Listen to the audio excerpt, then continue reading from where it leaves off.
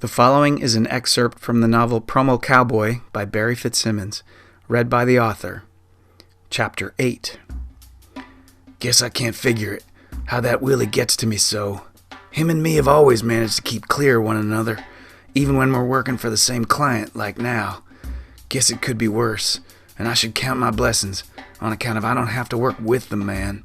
Heck, aside from that alleged dust-up him and me had at that TSV Christmas party, all we ever done's cross paths from time to time. Seems him and me ought to be almost brotherly-like. I'm still good and steamed by the time I get home. It's just a cozy little one-bedroom where I live, and awful quiet inside. Ain't even the usual buzz from off the street outside my ground floor window. I drop my satchel and hang my hat on the horn of an authentic steerhead skull. I keep it on my wall next to a big old chrome and steel kitchen rack. I use that to hold all my videotapes from all the promo campaigns I worked on since I come to New York. Got the steerhead at one of them outdoor markets downtown. Got the kitchen rack at Williams-Sonoma.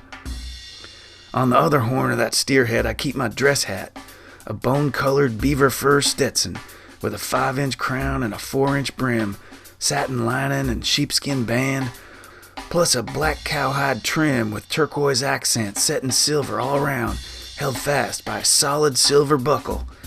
One of a kind that hat is. Cost more'n a day rate. Got it from the same fella that sold me the steerhead. Hard to believe you can find such things in this town. I mostly save that hat for special occasions and to wear around the house, like now.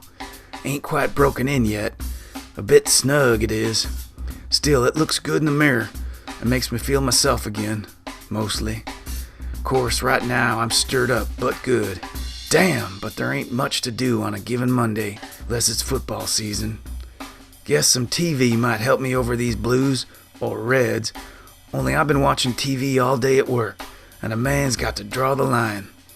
There's some tall boys in the icebox, and I already broke that promise I made to the mirror, the one about drying out, only drinking by myself makes me awful lonesome. Prefer the company of strangers, even. It's early for it, I know, only I figure I'll catch up on sleep, or try. I'll lay out on my cowhide sofa, which doubles as a bed.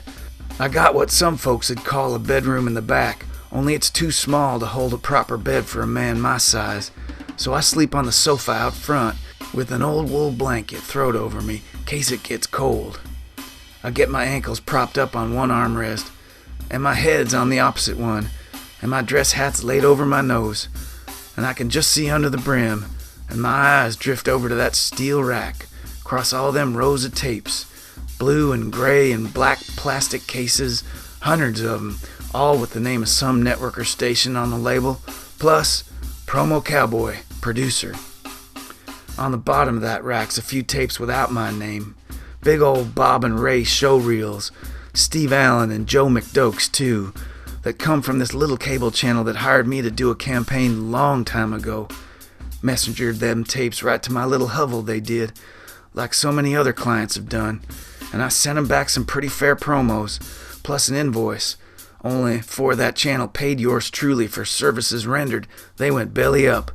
Had to call in a chip with old Broadway Jane to cover the edit bill. Good to have friends with benefits, like they say. Only then, the holding company that bought up that channel's assets had the gall to send a letter threatening legal action if I didn't ship them big heavy reels back to 'em clear across the country in Los Angeles. Burned that letter I did in a drunken rage. Figured if they want them tapes bad enough, let 'em come and get 'em. Course, I wasn't so sure what to do with them tapes after that. Never did hear back from that holding company again. Ain't easy getting money off a dead network, that's sure, and them reels ain't no good to nobody, not less you got the 2-inch quad machine to play 'em back on. Still, couldn't bring myself to throw 'em out. Guess I've been keeping them tapes safe on that rack for 10 years or more.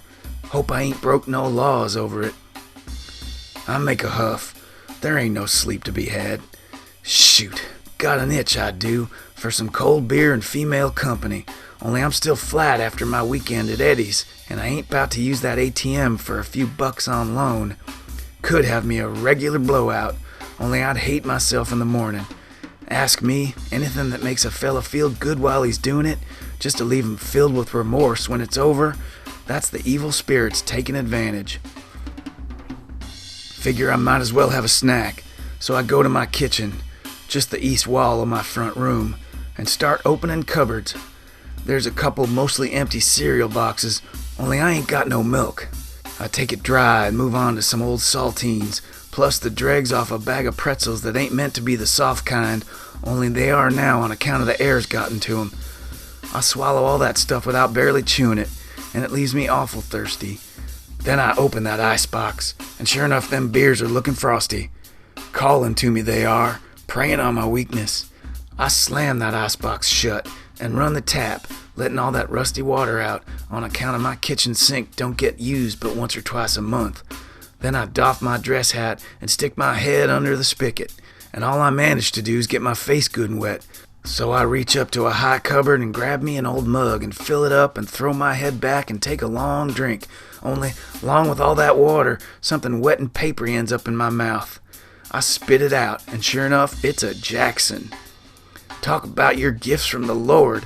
I think on how sometimes I stash a few bucks in one place or another when times are too flush to take, so I won't spend all I got, like I done over the weekend. Of course, I mostly forget about that hidden money on account of after hiding it, I go out and get good and drunk.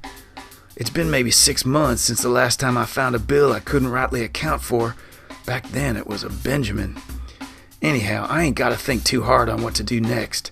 I catch my reflection in that vestibule on the way out, and that's one handsome cowboy I see, ready for a $20 night on the town. Best part is, the devil's none the richer. Mostly, anyhow.